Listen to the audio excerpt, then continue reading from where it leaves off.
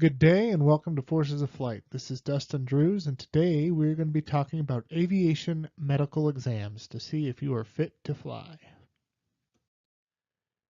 What is an FAA medical certificate?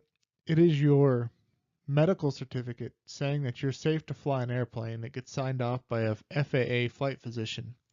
Who needs it? Every pilot needs some sort of medical certificate. It's required for flight. We'll cover which one you need and what you can expect when you go in for your first medical exam. What is a basic medical? Well, basic medical is nothing more than that. But before you can get a basic medical, you got to have a third class medical exam. This is for your future. So once your third class expires, you can turn it into a basic medical after filling out some paperwork with the FAA. There are some requirements or limitations, I'll say. One is you can't have a plane with more than 6 occupants, and it can't take off with more than 6,000 pounds. It includes the passengers, plane, and fuel.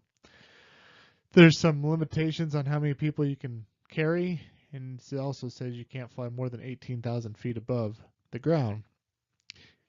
And you also can't go more than 250 knots. Pretty generic.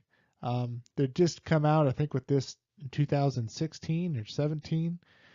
Some references of Part 68 in the FARS and Aircraft Circular 68-1A. That'll tell you more about it if you're interested. But if you're going to become a private pilot, you at least need a third-class medical certificate to get you through. Third-class medical, what is it? This is the most generic medical you can get to become a private pilot. All the references in this are Part 67 of the Federal Aviation Regulations. A third-class medical is pretty generic, pretty easy to obtain. If you're under the age of 40, they're good for 60 months. If you're over the age of 40, they're good for 24 months. This, if you're going to become a private pilot and don't have any plans of becoming a commercial pilot, is what I'd recommend getting for all aircraft. So second-class medical, what is that? Well, basically, it's the medical design for commercial pilots. If you're going to become a commercial pilot and accept money for flying, you need to at least obtain a second-class medical. The nice thing about a second-class medical, if you quit flying, is it turns into a third-class medical. So a second-class medical is good for 1 year, regardless of how old you are. But with that being said, after that year expires, you can use it as a third-class medical. So if you're under the age of 40, it's good for another 48 months. If you're over the age of 40, it's good for another year. But if you're going to take money for flying, you got to get a commercial or second-class medical every 12 months, regardless of your age. The first-class medical, I call it the airline transport pilot medical. The first-class medical is the most intense one to get. The reason being, it's designed for pilots that are carrying around large groups of people, like in your airline jets. This medical has a stickler or two attached to it. One of them is after the age of 35, you need to have an EKG on your heart done as part of the physical. It's also the most expensive one to get because of the EKG. After the age of 35, you don't need an EKG until you turn 40. But after you turn 40, you're required to get one every 6 months. Most of the time when you get a job in the aviation or airlines, they'll pay for that medical for you every 6 months. But if you have any ambitions of becoming a airline pilot, be sure to get a first-class medical done the first time so you know you won't have any issues becoming an airline pilot when you complete your training.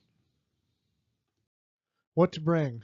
Bring a healthy you. The reason I say that is if you didn't eat or didn't sleep good last night, you could throw off your blood sugar or maybe your blood pressure, postpone it till another day. Also, make sure you fill out the MedExpress form on the FAA government website. The doctor's going to log into this to start the evaluation. You're going to need 2 forms of government ID. Bring a list of your current medications that you're taking, eyeglasses, contacts, hearing aids, or anything else you might need while you're flying. All this is going to be required, and if you do need these things, it's going to be on your medical certificate saying that you need it, just like your driver's license. What to expect? Well, the flight physical is nothing more than that. It's just a physical to make sure you're safe to fly so you don't hurt yourself or others. Expect a lot of questions. I mean, you know the questionnaire that you got to answer when you go into the doctor that has all them questions? Expect that about 10 times over. I had to pee in a cup. The reason for peeing in a cup is to check you for diabetes, for protein in your urine. They'll do a blood pressure test. They did a very extensive vision test, a hearing test, and they checked me for hernias.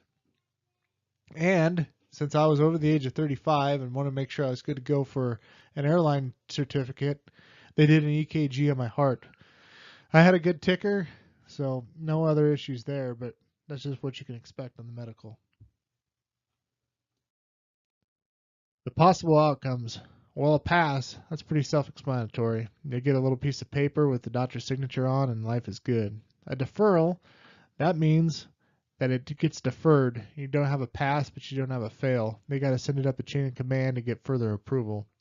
And then you got a denial. That means that no way, you're not flying. But when you do get a denial, you can rebut it. It's going to take some time, and I don't know anything about it. But I just know if you do get a deferral or denial, your days in aviation aren't numbered. They just need a lot more work on your end to get them to go through. Well, now you should kind of have an understanding what to expect when you go in for your flight physical. It should go off without any issues. I mean, if you have health problems, you should know where they should find them. Nothing should be a surprise. But I do encourage you, without a shadow of a doubt, go do your medical and get your flight physical before you start your training, especially if you intend to become a commercial pilot or have ambitions of becoming an airline transport pilot. If you cannot obtain a first class as an ATP or a second class as a commercial pilot, your aviation career will stop there. So, before you start your training, go get your medical evaluation done, get your flight physical signed off so you don't have any issues going forward with your training.